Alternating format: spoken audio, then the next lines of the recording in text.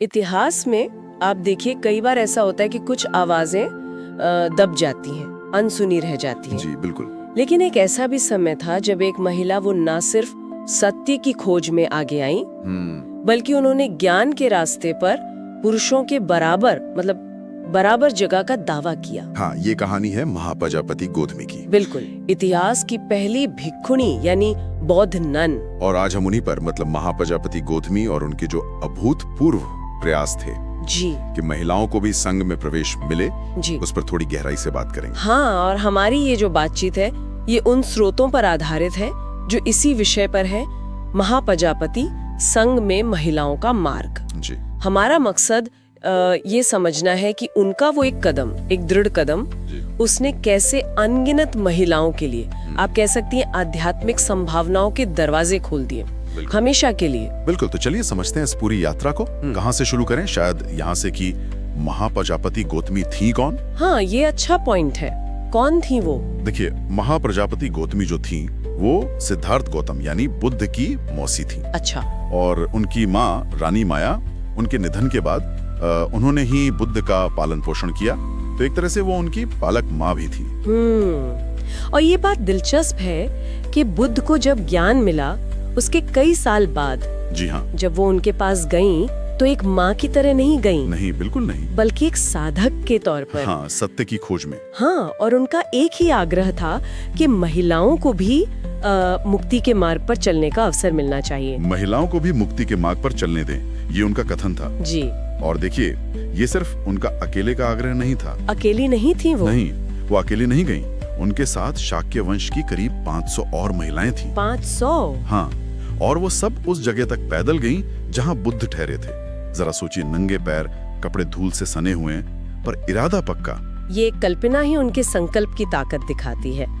तो उन्होंने बुद्ध से अनुरोध किया कि महिलाओं को संघ में शामिल करें, लेकिन ऐसा कहा जाता है कि बुद्ध शुरू में मानी नहीं। हाँ, ये बात सही है, बुद्ध ने शुरू में मना कर दिया था, लेकिन यहाँ ये समझना जरूरी है कि उनकी जो हिचकिचाहट थी वो महिलाओं की काबिलियत पर शक की वजह से नहीं थी। अच्छा, तो फिर क्यों?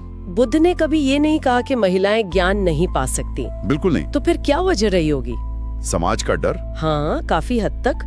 मतलब मुख्य चिंता उस समय का जो सामाजिक ढांचा था, जो मान्यताएं थी, वो थी।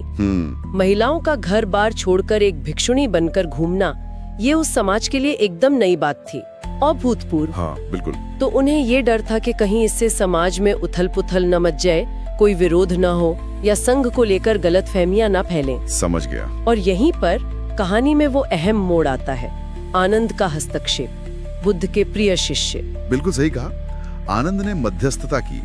उन्होंने बुद्ध से एक बहुत सीधा और आप कह सकते हैं मार्मिक सवाल पूछा। क्या सवाल था? उन्होंने पूछा, क्या महिलाएं अरहत पद यानी पूर्ण ज्ञान प्राप्त करने में सक्षम नहीं है? और बुद्ध का जवाब? बुद्ध का जवाब एकदम साफ था, हाँ आनंद, वे पूरी तरह सक्षम है। तो फिर आनंद का अगला तर्क बहुत स्वाभाविक था। जी, उन्होंने कहा, अगर वे सक्षम हैं भगवान, तो फिर उन्हें इस मार्ग से, प्रवृत्ति से वंचित क्यों रखा जाए? और ये सवाल शायद निर्णायक साबित हुआ। हाँ, बिल्कुल। इस तर्क के बाद बुद्ध मान तो गए, लेकिन उन्होंने 8 गुरुधम्मों की शर्त रखी। 8 गुरुधम? ये क्या थे? ये कुछ खास नियम थे जिन्हें उस समय के सामाजिक माहौल में, मतलब भिक्षुओं और जो नया भिक्षुणी संघ बन रहा था, उनके बीच एक तरह का सामंजस्य बनाए रखने के लिए जरूरी समझा गया। अच्छा। जैसे कि भिक्षुणियों द्वारा वरिष्ठ भिक्षुओं का सम्मान करना, इस तरह के कुछ नियम थे संघ की स्थिरता के लिए। ठीक है। और इन शर्तों को मानकर महाप्रजापति गौतमी बनी इतिहास की पहली भिक्षुणी।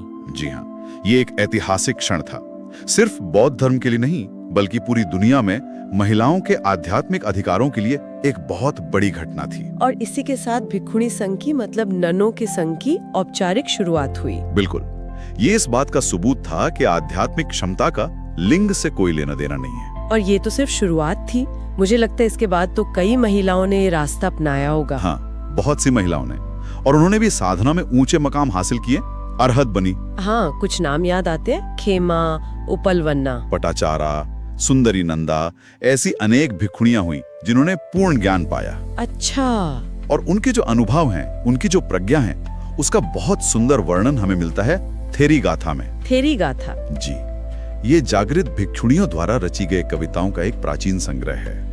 ये उनकी गहरी अनुभूतियों, उनके मुक्ति के अनुभवों को बताता है। मतलब महिला प्रज्ञा का एक अनमोल दस्तावेज है ये। कमाल है। तो बुद्ध का वो एक फैसला जो आनंद की करुणा और महाप्रजापति के साहस से मुमकिन हुआ, उसने वाकई अनगिनत महिलाओं का भविष्य बदल दिया। जी बिल्कुल। वे सिर्फ बेटियों, पत्नियों या माओं की भूमिका तक सीमित नहीं रही, बल्कि वो साधक बनी, शिक्षक बनी, प्रबुद्ध बनी। हाँ, ये एक तरह से इस बात की पुष्टि थी कि धम्म यानी सत्य और मुक्ति का मार्ग वो सबके लिए है, बिना किसी लिंग भेद के, जाति भेद के, सबके लिए खुला है। तो अगर हम संक्षेप में कहें तो महाप्रजापति गौतमी का वो अटूट साहस और आनंद की वो करुणा, इन दोनों ने मिलकर बौद्ध धर्म में महिलाओं के लिए बराबरी का आध्यात्मिक अवसर खोला। हाँ, और ये साबित किया कि ज्ञान और मुक्ति की जो क्षमता है वो किसी एक लिंग तक सीमित नहीं है। बिल्कुल। और जाते जाते शायद एक विचार छोड़ सकते हैं। हाँ? वो धूल भरे कपड़ों में वो मौन दृढ़ता के साथ महाप्रजापति सिर्फ अपने लिए नहीं चली थी, वो हर उस महिला के लिए चली थी जो सत्य की प्यासी थी और शायद आज भी है। हाँ, सही कहा। उस दिन जो रास्ता खुला वो फिर कभी पूरी तरह बंद नहीं किया जा सका। तो सोचने वाली बात है ना कि कैसे एक इंसान का दृढ़ निश्चय इतिहास की धारा को मोड़ सकता है।